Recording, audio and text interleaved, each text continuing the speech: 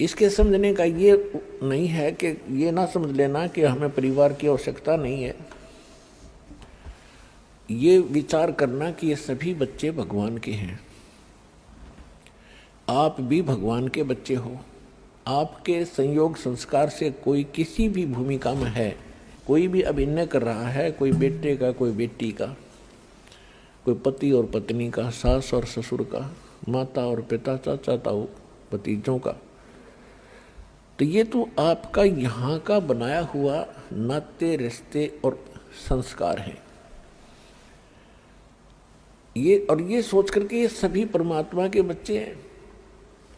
तो इस प्रकार भगवान के बच्चों के साथ आपने कैसे व्यवहार करना चाहिए। एक मालिक का कोई बच्चा है तो नौकर उसके साथ कैसा व्यवहार करता है, अपना नहीं है, लेकिन अपने से ज़्यादा उसका टेक केयर करनी पड़ती है, देखभाल करनी पड़ती है।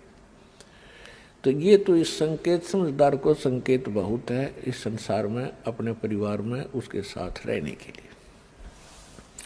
अब इसकी सच्चाई बताते हैं कि परमात्मा कहते हैं यदि आपके कोई संतान नहीं है, आप संतान ही मांगते हुए मर जाते हो,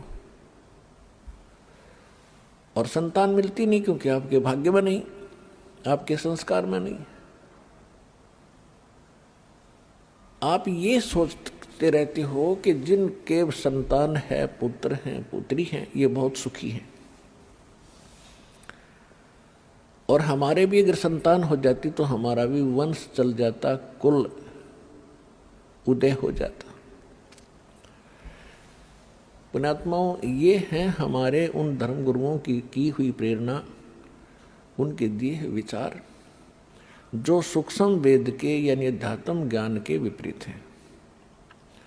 अध्यात्म ज्ञान ये कहता है, तत्व ज्ञान में परमेश्वर बताते हैं कि जो राखो तो ही रहूं और मेरा के चारा, जैसे राखो मालिक वैसे ही रहूं।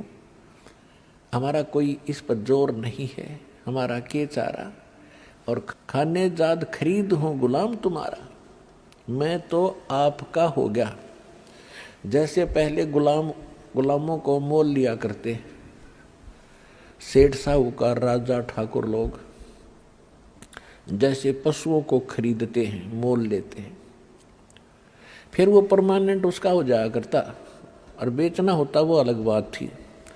तो यहाँ परमात्मा कहते हैं कि मैं ऐसा भाव बनाओ आप अपना भगवान के प्रति कि हे दाता, आपका दास हूँ, गुलाम हूँ, और जैसे रखोगे नो ही रहूँगा, मैं तो ईब आपका हो गया। जब तक आप सतगुरु शरण में नहीं आते हैं, आपका संतान नहीं है तो नहीं है, तो नहीं है, नहीं होती। फिर हम क्या करते हैं, किसी का बच्चा लेते हैं, अडॉप्ट करते हैं, गोद लेते हैं।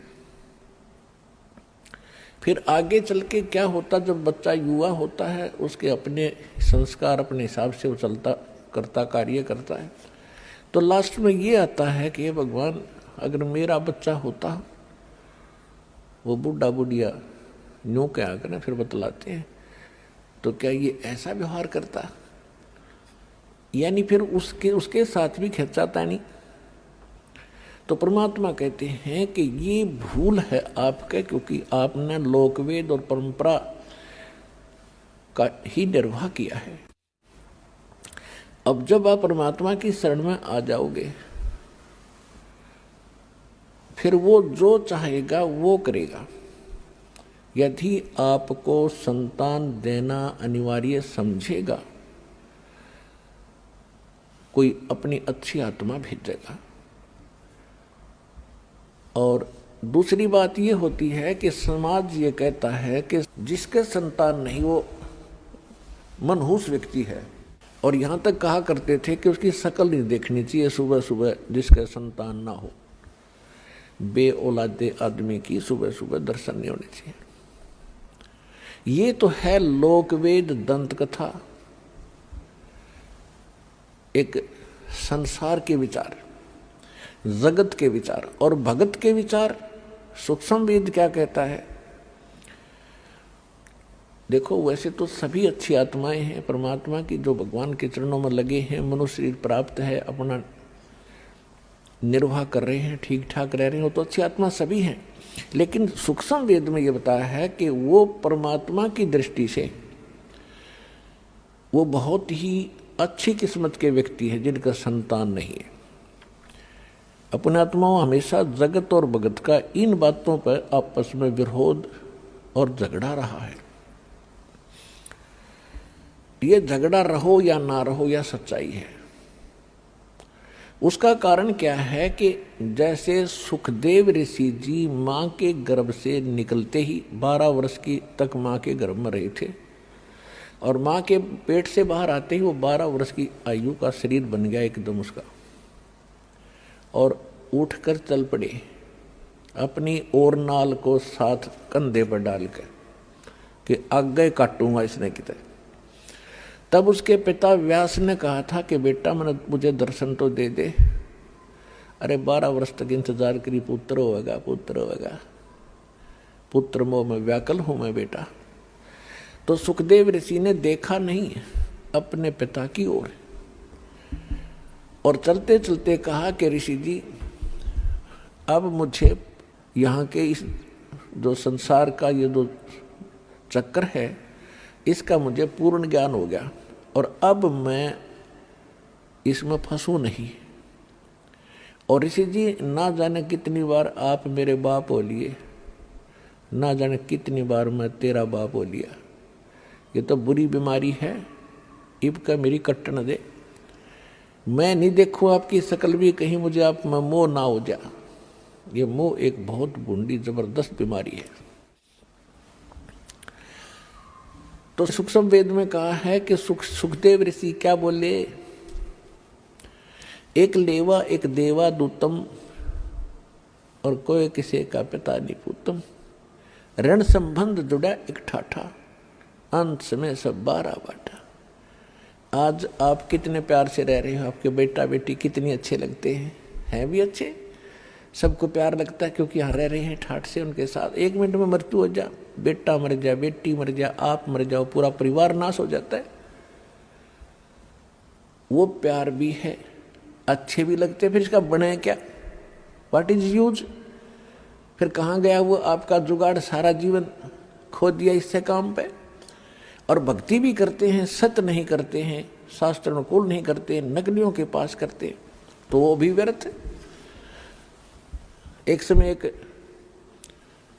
कोई परिवार पूरा का पूरा जिसमें 15-16 सदस्य थे, एक गाड़ी में 12-13 सदस्य, एक बूढ़ा घर पर रह गया था और बाकी सारे सत्संग में भेज रखे थे किसी संत के सत्संग में, और 20-25 वर्ष से वो सत्संग में थे। सत्संग सुनकर वापस आ रहे थे या सुनने जा रहे थे, इतना ध्यान नहीं। दुर्घटना में 12 के 12 मर गए।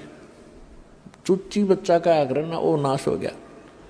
एक वो बूढ़ा रह गया 70 साल का। अब क्या है ये, ना जाने काल की कर डारे, किस विध ढल जा पास आवे, और जिनाते सरते बहुत खुड़कती, उनानो केड़ा हासावे। तो यही संसार के अंदर इस गंदे लोक में आप जिस आस को लेकर जी रहे हो, या आपकी भारी भूल है, और यह भूल मिटेगी भगवान से इस सच्चे ज्ञान पे।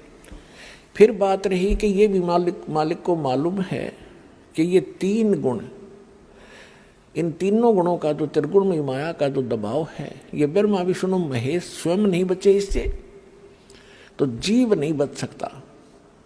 अब परमात्मा का सहारा चाहिए इस जीव को। तो किस परमात्मा का, यदि आप विष्णु जी का सहारा लेते हो युग काल के अंतर्गत, और काल ने आपको फंसा रखा है, तो आप इस जाल से बाहर नहीं हो सकते। यदि शंकर जी की पूजा करते हो तो भी नहीं हो सकते। ब्रह्म की पूजा करते हो, ये स्वयं ही आपको फंसा ही रहा है, ये तो आपको इस मार्ग पर आने ही नहीं देगा जिससे आपका छुटकारा हो, क्योंकि इसको यहाँ आपको फंसाए रखना इसका एक उद्देश्य है कि इसको भूख लगती है, इसको श्राप लगा हुआ है काल भगवान को, ब्रह्म को, जो गीता अध्याय नंबर 11 के श्लोक नंबर 32 में कहता है कि अर्जुन मैं काल हूँ, और सबको खाने के लिए अब आया हूं। श्री कृष्ण में प्रवेश कर गया हो, ये ऐसे करता है। तो इसको श्राप लगा हुआ है 1 लाख मानव शरीरधारी प्राणियों के नित आहार करने का।